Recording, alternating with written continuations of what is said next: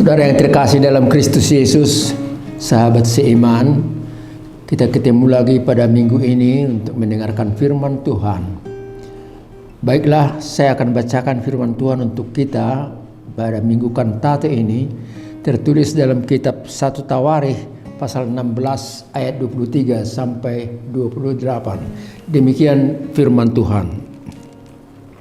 Bernyanyilah bagi Tuhan, hai segenap bumi, kabarkanlah keselamatan yang daripadanya dari hari ke hari.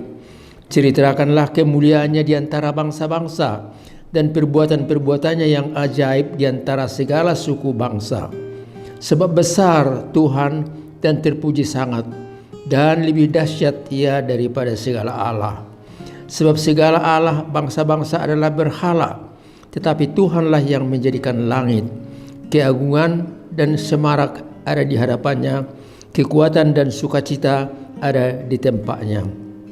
Kepada Tuhan, hai suku-suku bangsa, kepada Tuhan sajalah kemuliaan dan kekuatan. Sampai di situ peruntukan firman untuk kita pada kesempatan ini.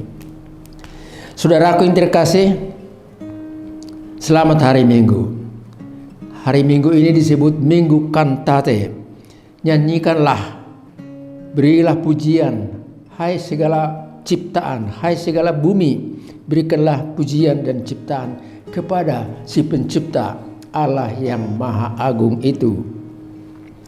Allah yang menciptakan alam semesta, langit, bintang dan matahari, bulan dan planet-planet lainnya.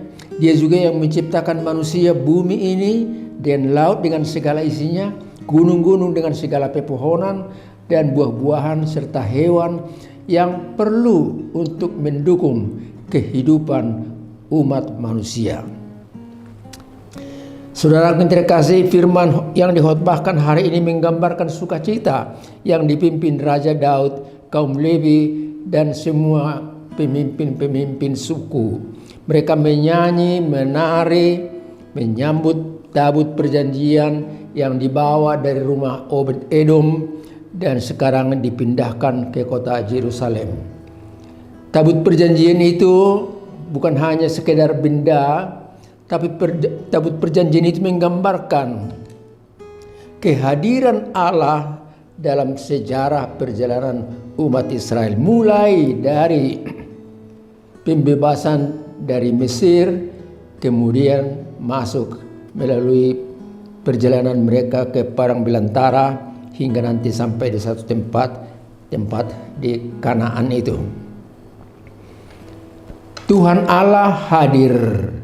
Itulah yang diyakini dan dipercayai oleh umat Israel dengan hadirnya tabut perjanjian itu. Lebih rinci lagi dikatakan bagaimana Tuhan memimpin mereka pada saat siang hari dan panas terik di daerah gurun pasir itu. Tuhan menciptakan embun yang tinggi untuk melindungi umat itu dari sengatan matahari terik. Dan pada malam hari, embun atau tiang awan itu juga melindungi mereka untuk mereka boleh lihat jalan kemana mereka harus tempuh.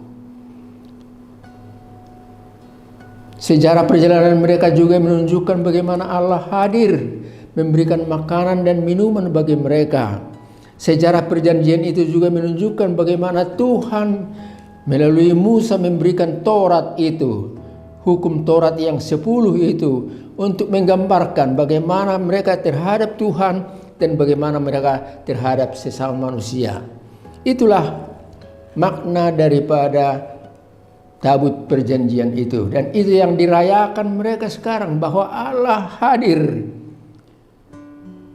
sekarang di baitnya di Yerusalem.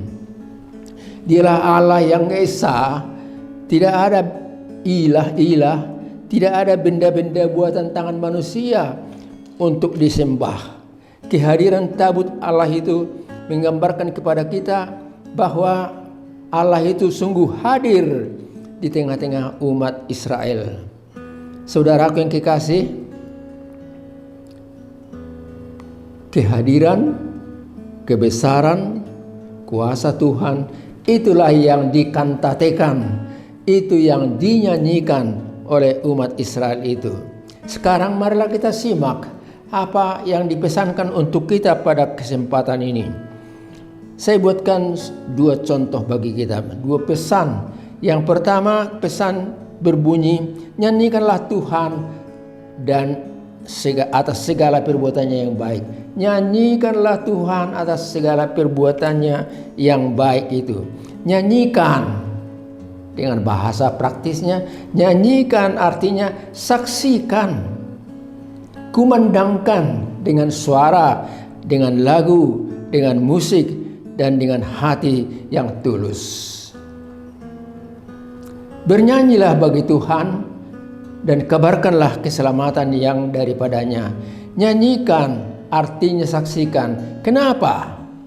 Itu menjadi pertanyaan. Ada 3 hal yang dicatat di sini dari firman tadi. Kita menyanyikan Tuhan yang pertama karena Dialah Allah pencipta dan dengan segala isinya. Cakrawala, bintang, bulan, matahari, dan planet-planet lainnya. Nyanyikanlah Tuhan karena Dia menciptakan laut dengan segala isinya. Nyanyikanlah Tuhan yang Dia menciptakan hutan, pepohonan, segala jenis hewan, dan makanan yang perlu untuk kebutuhan manusia. Saudara yang kekasih, kita menyanyikan Tuhan karena kita mengakui kebesaran Tuhan, dan kalau demikian manusia harus menjaga kelestarian alam tersebut, jauh dari pencemaran, jauh dari sampah, jauh dari plastik, jauh dari limbah yang merusak lingkungan. Dan negara kita termasuk dicatat di sini negara yang banyak membuang sampah di tempat yang sembarangan. Kalau kita menyanyikan Tuhan artinya akuilah, lestarikanlah kehebatannya, keindahan ciptaannya, jagalah kebersihan lingkungan, dan itu menjadi pesan bagi kita untuk saat ini. Saudaraku yang kekasih, nyanyikanlah Tuhan dalam kebaktian dan ibadah. Jadi kalau tadi di luar sana dengan pemandangan yang indah, dengan laut, dengan gunung, sekarang kita kita diminta untuk menyanyikan Tuhan dalam kebaktian di gerejanya, dalam ibadah kita minggu lepas minggu. Kenapa? Kita menyaksikan bahwa Dialah Allah yang menyertai, membimbing kita, dan ikut melaksanakan nyanyian dan pujian, doa dan permohonan, pengakuan iman, dan memberikan persembahan syukur. Kemudian bagian yang ketiga, kita diminta untuk menyanyikan Tuhan karena Dialah Allah yang menciptakan segala-galanya, pencipta alam semesta dan yang memeliharanya.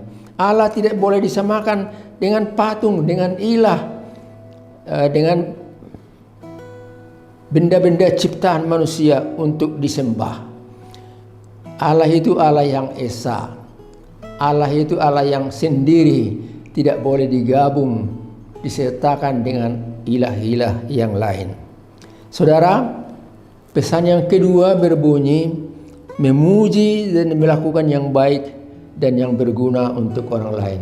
Memuji, melakukan yang baik dan yang berguna bagi orang lain.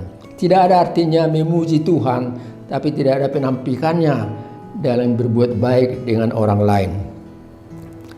Tuhan yang segala-galanya harus dipuji, keagungannya, kebaikan dan penyertaannya, itu adalah harus disaksikan dalam perbuatan yang baik terhadap sesama. Kalau kita memuji Tuhan tegak lurus vertikal, memuliakan namanya, kita juga harus mulai berbuat baik terhadap sesama horizontal. Jadi vertikal dan horizontal itu dua hubungan yang tidak dapat dipisahkan satu sama lain.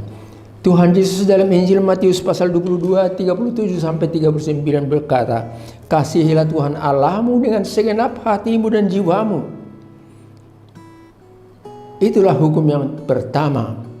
Dan hukum yang sama dengan itu ialah kasihilah temanmu sesama manusia seperti dirimu sendiri.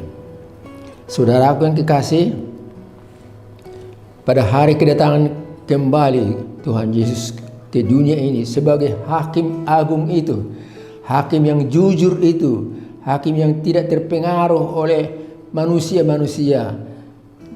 Tatkala dia datang kembali ke bumi ini, dia berkata, saat aku lapar, engkau memberi aku makan. Saat aku telanjang, engkau memberikan aku pakaian. Saat aku sakit, engkau mengunjungi aku di rumah sakit. Saat aku di penjara, engkau datang mengunjungi aku di rumah sakit. Dan orang-orang yang dikumpulkan itu berkata, kapan itu Tuhan kami lakukan untuk Tuhan sendiri? Dan Tuhan Yesus berkata, apa yang kamu kerjakan, yang kamu lakukan terhadap salah seorang saudaraku yang paling hina ini, itu adalah untuk aku. Mari masuklah ke dalam kerajaan Bapakku dengan sukacita. Saudara, dapat kita baca itu dalam Injil Matius pasal 25 ayat 31 sampai 40. Saudara terkasih, oleh karena itu, do your best and God will take the rest. Lakukan yang baik dan Tuhan dari belakang kamu akan menggenapi, melengkapi apa yang telah kau perbuat sebelumnya. Sampai di sini pertemuan kita saat ini. Kita ketemu lagi minggu depan. Kita sehat dan diizinkan Tuhan untuk melanjutkan pekerjaan dan pelayanan kita. Amin. Kita berdoa. Terima kasih atas firman Tuhan yang kami dengar barusan. Kami patut dan terpanggil untuk memuji Engkau, karena Engkau Maha Pencipta yang menciptakan segala sesuatu yang kami perlukan dalam hidup ini. Engkau yang menciptakan cakrawala dengan segala isinya, matahari, bulan dan bintang, dan planet-planet lainnya. Engkau juga menciptakan bumi ini dengan segala isinya, pepohonan, hutan, hewan, dan juga segala makhluk-makhluk lain. Engkau menciptakan lautan, dan di sana ada ikan, ada juga peliharaanmu yang lain yang berguna untuk kehidupan seluruh umat manusia. Yang penting Tuhan ingatkan kami supaya kami menjaga kelestarian alam ciptaan Tuhan.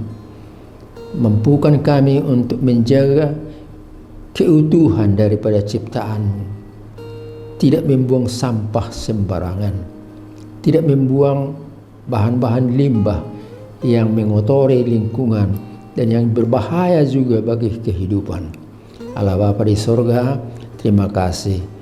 Engkau Maha baik dan Engkau panggil kami juga supaya kami berbuat sesuatu untuk hidup ini, berbuat sesuatu untuk manusia, supaya mereka juga boleh kenal bahwa Engkaulah yang mengasihi mereka semua.